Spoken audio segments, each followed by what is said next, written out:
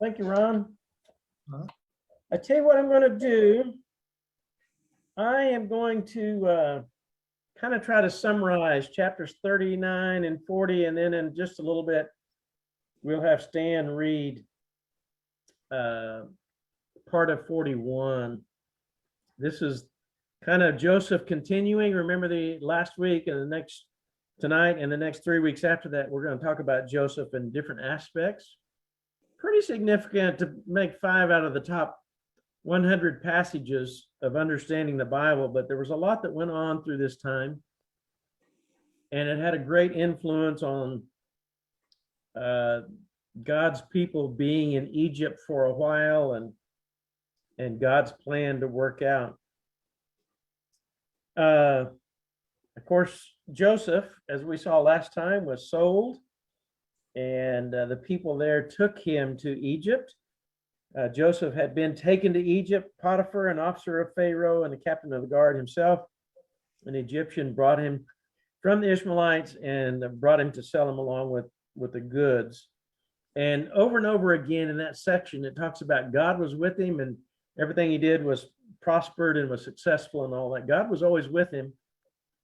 And I can't imagine being in Joseph's shoes, but it must have been a difficult time as a teenager, being basically taken away from family and made to survive on his own. Of course, I know that there's a lot of 18-year-olds that we send out in the military and they survive in other places. But anyway, Potiphar couldn't help but notice really kind of the whole time that God was with him, that God was blessing him.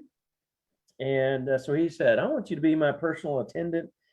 And it wasn't too long until he put him in charge of basically everything. And an interesting little section says Joseph was well built. I think that's a way to say he looked like a bodybuilder, and he was a good-looking young man. So just an outstanding-looking young man, and it caught Potiphar's wife's attention. And she asked him to come and sleep with her, and Joseph refused. And of course, it just kept going that way. And Joseph said, "Hey, don't take this wrong, but I serve God. I trust everything I do is to live for God, and Potiphar has trusted me with everything, so I'm trying to live in a way that is in a trustworthy way, and I don't want to do anything so blatantly as that to go against God." But she kind of pursued him day after day and all of that, and eventually she got a hold of his coat, and he ran, and she used that kind of as evidence to tell her version of the story, that he was the one that was the aggressive one. And she had to scream, and he went off running, and of course she lied in that way. And when Potiphar came home and she told Potiphar what had happened, he was not happy. He was angry, and he put Joseph in prison, and he ended up putting chief cupbearer in prison, as well as the chief cook. And so they got together there, and there were dreams. And he helped them interpret the dreams and told them how they were going to go back in 3 days and be reinstated. And he told both of them, now, when this happens, I want you to remember me. Of course, the baker was told that he was going to be restored and then die in 3 days, or be impaled at that time. And all of that stuff came true. And then Joseph had his dreams, and he wanted Pharaoh to interpret those. And as it turned out, the cupbearer did remember Joseph later on, and whenever Joseph, or when Pharaoh wanted those dreams interpreted, and they got in touch with him, and he says, I can't do this. Only God can do it. It's not by my power, but by God's power. So he tells the dreams and he interprets them from there. And I'm trying to make sure I'm not, I think that gets us up to about chapter 41, verse 16. So, Stan, I can't remember where I told you to read. Do you remember? He said to start at 14, and Okay. I don't know if he settled on how far. Okay. You want I'll to say to the end of that chapter, if you don't mind. go? Okay. Starting verse 14. Yes. So Pharaoh sent for Joseph, and he was quickly brought from the dungeon.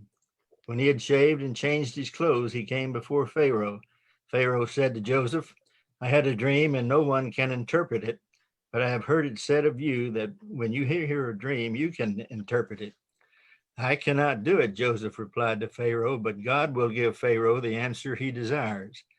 And then Pharaoh said to Joseph, in my dream, I was standing on the bank of the Nile.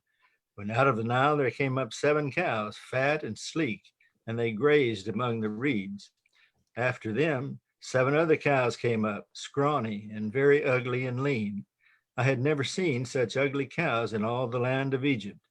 The lean, ugly cows ate up the 7 fat cows that came up first. But even after they ate them, no one could tell that they had done so. They looked just as ugly as before. And then I woke up. In my dreams, I also saw 7 heads of grain, full and good, growing on a single stalk. After them, 7 other heads sprouted, withered and thin and scorched by the east wind. The thin heads of grain swallowed up the 7 good heads.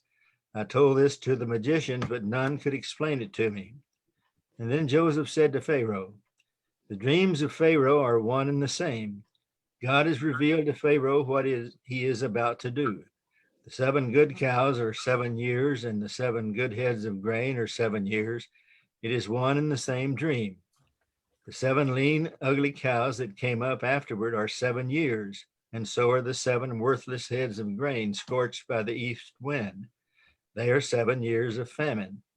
It is just as I said to Pharaoh. God has shown Pharaoh what he is about to do. 7 years of great abundance are coming throughout the land of Egypt, but 7 years of famine will follow them. Then all the abundance in Egypt will be forgotten, and the famine will ravage the land. The abundance in the land will not be remembered, because the famine that follows it will be so severe. The reason the dream was given to Pharaoh in 2 forms is that matter has been firmly decided by God, and God will do it soon. And now let Pharaoh look for a discerning and wise man and put him in charge of the land of Egypt. Let Pharaoh appoint commissioners over the land to take a fifth of the harvest of Egypt during the 7 years of abundance. They should collect all the food of those good years that are coming and store up the grain under the authority of Pharaoh, so be kept in the cities for food. This food should be held in reserve for the country, to be used during the 7 years of famine that will come upon Egypt, so that the country may not be ruined by the famine. The plan seemed good to Pharaoh and all his officials. So Pharaoh asked them, can we find anyone like this man, one in whom is the Spirit of God? And then Pharaoh said to Joseph, since God has made all this known to you, there is no one so discerning and wise as you. You should be in charge of my palace, and all my people are to submit to your orders. Only with respect to the throne will I be greater than you. So Pharaoh said to Joseph, I hereby put you in charge of the whole land of Egypt. Then Pharaoh took his signet ring from his finger and put it on Joseph's finger. He dressed him in robes of fine linen and put a gold chain around his neck. He had him ride in a chariot as his second in command, and men shouted before him, make way. Thus he put him in charge of the whole land of Egypt. And then Pharaoh said to Joseph, I am Pharaoh, but without your word, no one will lift hand or foot in all Egypt. Pharaoh gave Joseph the name Zephaniah Peneh, and gave him Asenath, daughter of Potiphera, priest of On, to be his wife. And Joseph went throughout the land of Egypt. Joseph was 30 years old when he entered the service of Pharaoh, king of Egypt. And Joseph went out from Pharaoh's presence and traveled throughout Egypt. During the 7 years of abundance, the land produced plentifully. Joseph collected all the food produced in those 7 years of abundance in Egypt and stored it in the cities. In each city, he put the food grown in the fields surrounding it. Joseph stored up huge quantities of grain like the sand of the sea. It was so much that he stopped keeping records because it was beyond measure. Before the years of famine came, 2 sons were born to Joseph by Asenath, daughter of Potipharah, priest of On. Joseph named his firstborn Manasseh and said, "It is because God has made me forget all my trouble and all my father's household." The second son he named Ephraim and said, "It is because God has made me fruitful in the land of my suffering." The 7 years of abundance in Egypt came to an end, and the 7 years of famine began, just as Joseph has said. There was famine in all the other lands, but in the whole land of Egypt there was food. When all Egypt began to feel the famine, the people cried to Joseph for food, to Pharaoh for food. Then Pharaoh told all the Egyptians, "Go to Joseph and do what he tells you."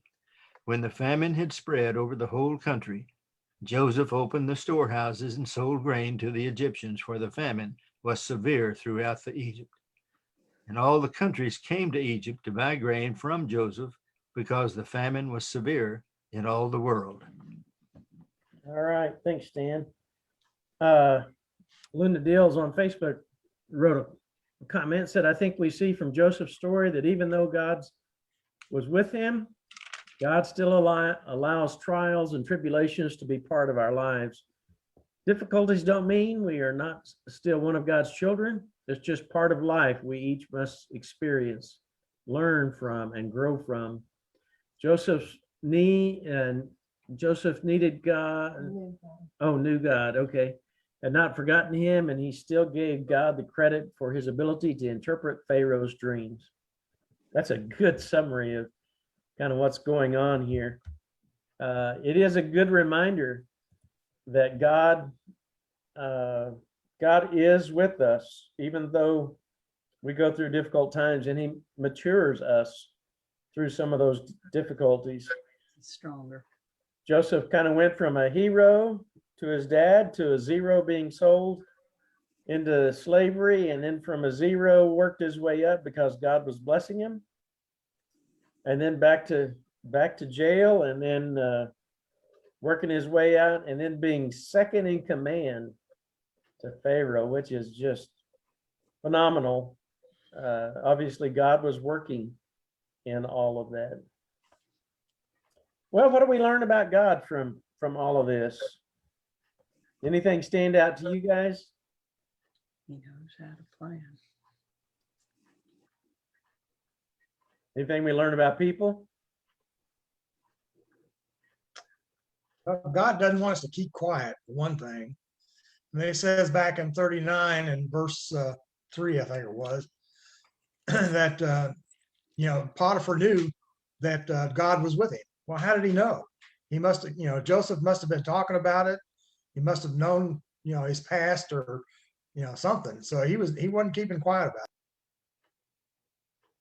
Well, we have to remember that back then, people thought dreams were messages given from the gods. And so Pharaoh was saying, well, God has spoken to me. What is he trying to tell me? And Joseph says, well, God will answer this dream for you. And he goes on and explains it. Amen. Also, Potiphar, everything multiplied for him in his life because Joseph was in there, because Joseph was blessed, and he could see that he was better off having Joseph there too. Yeah, it's amazing how Joseph, at what I think of as a young age, I know when I was in my 20s, I thought it was old, but looking back on it, to think about him being in charge of things at 30 years old is a marvelous accomplishment. Only God can make those things probably work out as well as it did for him. And even with Potiphar's wife trying to sidetrack things, God still had a plan to lead him triumphant. And so when we go through difficulties, whatever they may be, we have to realize that God has a plan for us, and hopefully we don't give up on him even when things turn bad. Have any of you ever been in a tough situation like that, like Joseph? Part of that we may not want you to be specific, but Never been in prison, but been in some tough times, though. yeah. We talk later. Well, things are not always as they seem. God can work through difficult situations, maybe do his greatest work. And I think that we mature more through difficulties than we do through easy times. We take the lesson a little bit more seriously, I think. Also, Joseph stayed focused about carrying out God's plan. And it was to the benefit of the Egyptians and all the people. And subsequently, as I know we're going to find out, benefit to his own family went later in time. But I don't know that he knew that at the time that he was putting all this together. But in God's providence, that's the way it worked. Yeah. It seemed like God was his guide in life, and living rightly was the thing that he was going to do, whether it benefited him or someone else. He was going to do the right thing. And I think we have to remember that Joseph had gone through a transformation here from being a young man who was braggadocious about his dreams and everything to he became a child of God and followed God and wanted to do God's will. yeah, and that changed everything. And he even praised God in naming his two sons. He gave God glory in the naming of those two boys. Yeah, Ephraim and Manasseh. I'm trying to remember what their names mean. Manasseh, God has made me forget all about my hardship and all of my father's family. And probably for us in our hardship, some of the difficulties we've gone through, we need to be able to forget them. And Ephraim, as God has made me fruitful in the land of my misfortune. So that God is the rewarder of us, which keeps us humble, keeps us seeking God. Seems interesting that his connection with God was without regard to his social status. You know, he's a slave in Potiphar's house, and then under Pharaoh, he's like second in command of the whole country. Doesn't seem to change him and his connection with God, and because of that, he's blessed, and the people he's around get blessed. And I think sometimes we forget that us being connected with God can not only bless us, we tend to think about the blessings for us, but it can bless those who are around us. Amen. Good point.